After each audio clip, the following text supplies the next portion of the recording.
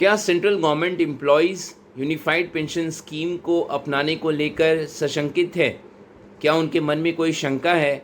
ऐसा इसलिए कि इसी हफ्ते केंद्र सरकार ने यूनिफाइड पेंशन स्कीम को ऑप्ट करने की जो तारीख थी 30 जून, उसे बढ़ाकर अब उसको एक्सटेंड कर दिया है। अब 30 सितंबर तक कर दिया गया है।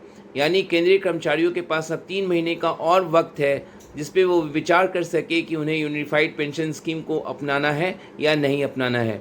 ऐसे कर्मचारी जो 1 अप्रैल 2004 के बाद केंद्र सरकार में नियुक्त हुए हैं, जिन्होंने एनपीएस अपना रखा है, उनके पास ये विकल्प है कि वो यूनिफाइड पेंशन स्कीम को ऑप्ट कर सकते हैं, जिसमें सरकार एश्योर्ड पेंशन की बात कर रही है।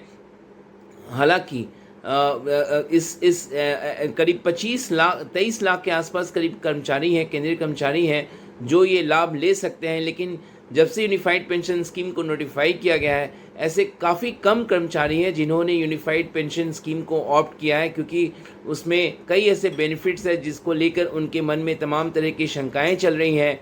उसे दूर करने के लिए सरकार को भी वक्त चाहिए, और यही कारण है कि वित्त मंत्रालय ने ये निर्णय लिया है कि जो केंद्रीय कर्मचारी को जो वक्त दिया गया है 30 जून, उसे बढ़ाकर अब 30 सितंबर तक किया जाता है। यानी 30 सितंबर तक लोग ऑप्ट कर सकते हैं जिन्होंने एनपीएस अपना रखा है, जो एनपीएस में इस वक्त हैं, कि वो उन्हें यूनिफाइड पेंशन स्कीम लेना है या नहीं लेना है। आपको बता दें, पिछले साल अगस्त में केंद्र सरकार ने घोषणा की थी कि वो यूनिफाइड पेंशन स्कीम को लेकर आ रही है। एनपीएस को लेकर देश भर में विरोध देखने को मिल रहा था।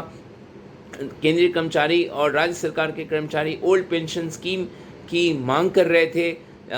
वो एनपीएस, कई राज्यों ने तो एनपीएस से हटने का फैसला लिया और ओल्ड पेंशन स्कीम को अपनाने का भी निर्णय लिया था। लेकिन इस बीच केंद्र सरकार ने जो तत्कालीन जो वित्त सचिव हैं, उनकी अध्यक्षता में कमेटी का गठन किया था। उनकी सिफारिश के आधार पे यूनिफाइड पेंशन स्कीम को लॉन्च किया गया था।